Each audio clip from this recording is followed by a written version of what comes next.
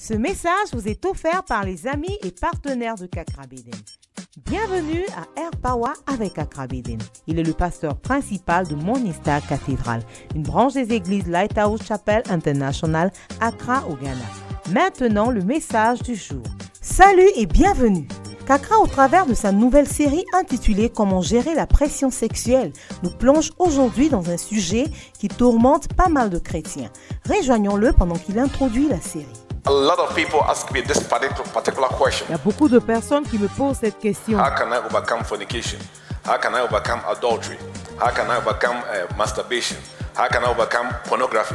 It is the number one problem. Et on me pose toujours cette question. Comment je peux avoir la victoire sur la pornographie, sur la masturbation, sur la fornication? Je pense que c'est le problème numéro 1. So today I want to talk about how to deal with sexual pressure. I'm going Alors to put it all aujourd'hui, je vais together. prêcher sur comment traiter avec les pressions sexuelles. Makabakabarianda.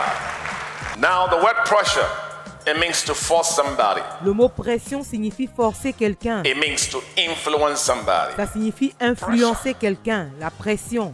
Like how Delilah pressured Samson. Par exemple, comment Dalila a mis la pression sur Samson. When I say sexual, what do I mean? Quand je dis sexuel, à quoi est-ce que je pense? I want to read a scripture, Galatians 5 verse 19. On va lire Galates 5, verset 19. It says that the works of the flesh are manifest, which are Il est these. dit, car les œuvres de la chair sont évidentes, lesquelles sont... In other words, the human flesh itself, there are certain things that it always wants to do, naturally speaking. En d'autres mots, de manière naturelle, la chair de l'homme a des choses qu'elle a envie de faire. Then it gives a list. Et il nous donne une liste. Adultery, L'adultère, fornication, la fornication, uncleanness, la souillure and lasciviousness. et l'impudicité. Now these are brothers, they are all interrelated, but with different shades and colors. Ce sont tous des frères, ils sont liés, c'est tous des péchés sexuels, mais dans des tons et des couleurs différentes. Alors c'est quoi l'adultère? So what is adultery?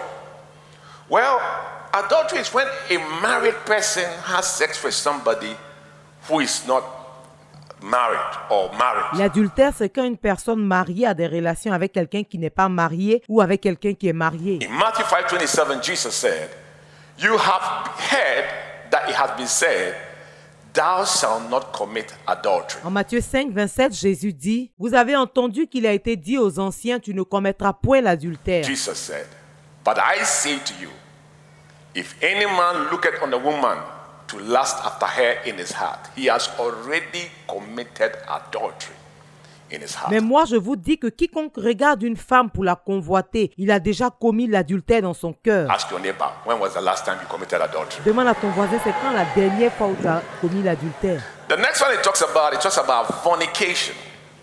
This is when people who are not married have sex. Et la seconde chose dont il parle, c'est la fornication. C'est quand des personnes qui ne sont pas mariées ont des rapports sexuels. 1 Corinthians 5:1, Paul said, "It is reported commonly that there is fornication amongst you." En 1 Corinthiens 5, verset 1, Paul dit, « On entend dire de toutes parts qu'il y a parmi vous la fornication. Even such fornication as has not been named amongst the Gentiles. Et même une telle fornication contre les gentils n'est point fait mention de semblable. In other words, even the unbelievers are not deep into fornication like that. En d'autres mots, même les païens ne sont pas enfoncés dans la fornication comme ça. Paul continued and said, "You are puffed up and have not rather mourned, that he that has done this deed might be taken away from amongst Et you." cependant, vous êtes enflés d'orgueil et vous n'avez pas plutôt mené deuil afin que celui qui a commis cette action fût retranché du milieu de vous. One of the effects of fornication is pride. L'un des effets de la fornication, c'est l'orgueil. You will realize that even if you have a husband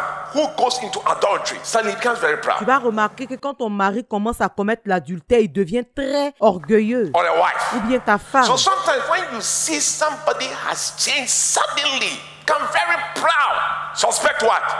Alors souvent quand tu vois que quelqu'un a changé de manière soudaine et devient très orgueilleux, il faut suspecter la fornication. Next one is uncleanness. Le prochain, c'est la Now souillure. that word uncleanness, the root meaning means impurity. Le mot souillure signifie l'impureté. Now what is that? Mais qu'est-ce que c'est que l'impureté? In Romans 1:24, Bible says, "Wherefore God gave them up to uncleanness." En Romains 1, 24, la Bible dit, c'est pourquoi Dieu les a livrés à l'impureté. Through the lust of their own hearts, dishonor their body. selon les convoitises de leur cœur, en sorte qu'ils déshonorent eux-mêmes leur propre corps. It says sometimes God can just give you up to uncleanness. Il dit souvent, What Dieu is peut that? te livrer à l'impureté. 26. Verset 26. Even the women leaving the natural use of the women. Car leurs femmes ont changé l'usage naturel. There's something called natural use. Il y a quelque chose qu'on appelle l'usage naturel. Your sexual organs are supposed to be used naturally. Any unnatural use, something is wrong. Tes organes sexuels doivent être utilisés de manière naturelle. Toute utilisation qui n'est pas naturelle, ça signifie que quelque chose ne va pas. My mouth is for eating. If I start putting food in my eyes, something is wrong. Ma bouche me sert à manger, mais si je commence à mettre la nourriture dans mes yeux, il y a quelque chose qui ne va The pas. last one, it says, lasciviousness. Le dernier, c'est l'impudicité. Now, lasciviousness, what does it mean? It means that which arouses sexual desires. Ça signifie ce qui réveille les désirs sexuels. Sometimes there is some kind of music.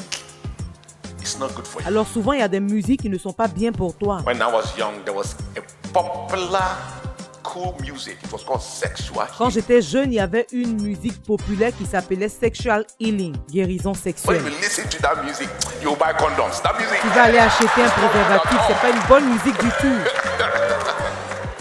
So these are all types of sexual things that the Bible describes. Et tout ça, c'est les types de péchés sexuels que la Bible décrit.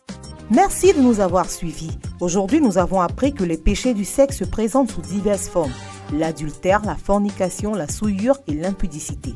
Si après avoir entendu ce message, tu veux donner ta vie à Jésus, s'il te plaît, dis cette prière après moi. Seigneur Jésus, je me repens de mes péchés. Je crois que tu es mort pour moi. Viens vivre dans mon cœur et sois le Seigneur de ma vie. Merci Jésus de m'avoir sauvé. Amen. Merci de nous avoir accordé votre temps. Pour tout sujet de prière et conseils, pour commander ce message en intégralité ou commander un livre de l'homme de Dieu, vous pouvez nous contacter par les moyens suivants. Vous pouvez nous envoyer un message via WhatsApp au +233 55 790 10. Vous pouvez nous envoyer un email à info@kakrabeden.org.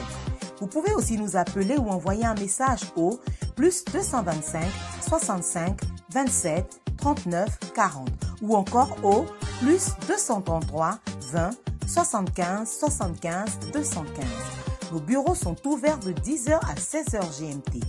Écrivez-nous pour nous rendre votre témoignage ou pour nous dire comment ce message a été une bénédiction pour vous.